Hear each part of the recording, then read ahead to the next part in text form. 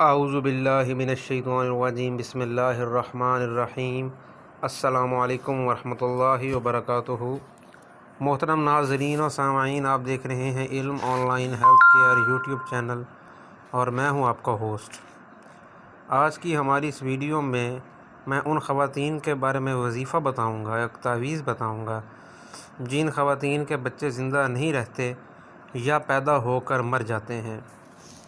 بہن بھائیوں، یہ بڑا ایک عجیب مسئلہ ہے اور اس عجیب مسئلے کے پیچھے بعض اوقات کچھ سازشیں بھی ہوتی ہیں، لیکن آپ اللہ کے فضل سے یہ والا عمل جو ہے وہ آج سے ہی شروع کریں تو آپ کو شفا حاصل ہوگی۔ اور سب سے پہلے آپ نے ایک بات ذہن میں رکھنی ہے کہ اس کا مقصد آپ کے ذہن میں ہونا چاہیے، اور یہ عمل کرتے وقت آپ نے کسی کو بھی نہیں بتانا کہ میں یہ عمل کر رہی ہوں۔ تو آپ نے ایک کاغذ پر، کورا کاغذ جسے ہم کہتے ہیں، جس پر لائننگ بھی نہ ہو، اس پر 61 مرتبہ بسم اللہ الرحمن الرحیم لکھ کر تعویذ بنا کر کالے رنگ کے دھاگے سے گلے میں ڈالنا ہے۔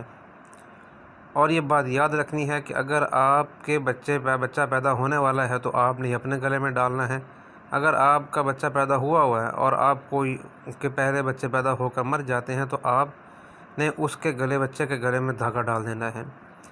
دوسری بات آپ نے ذہن میں رکھنی ہے کہ آپ اس دوران نمازیں ادا کرتی رہیں، اور بسم اللہ الرحمن الرحیم جو آپ نے لکھنی ہے اس پر آپ نے اعراب نہیں لگانے۔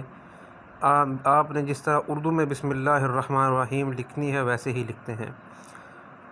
انشاءاللہ تعالی العزیز آپ کے بچے کی زندگی جو ہے وہ مقدر میں ہوگی اور ہر بلا سے امن و حفاظت میں رہے گا۔ اور آپ اس دوران بچے کی جانب سے کچھ صدقہ و خیرات بھی کسی مستحق کو دے سکتی ہیں۔ اور آپ نے 61 مرتبہ بسم اللہ الرحمن الرحیم جو ہے وہ ہر نماز کے بعد جو ہے پڑھنے کے بعد آپ نے بچے پر دم بھی کرتے رہنا ہے۔ انشاءاللہ تعالی العزیز اللہ کے فضل و کرم سے آپ کا بچہ ہر بلا سے امن میں رہے گا۔ اور اگر آپ کا بچہ پیدا ہونے والا ہے تو آپ ہر نماز کے بعد اس 61 مرتبہ بسم اللہ الرحمن الرحیم کو پڑھ کر اپنے اوپر دم کریں۔ اللہ کے فضل و کرم سے آپ کو اس عمل سے ضرور شفا نصیب ہوگی۔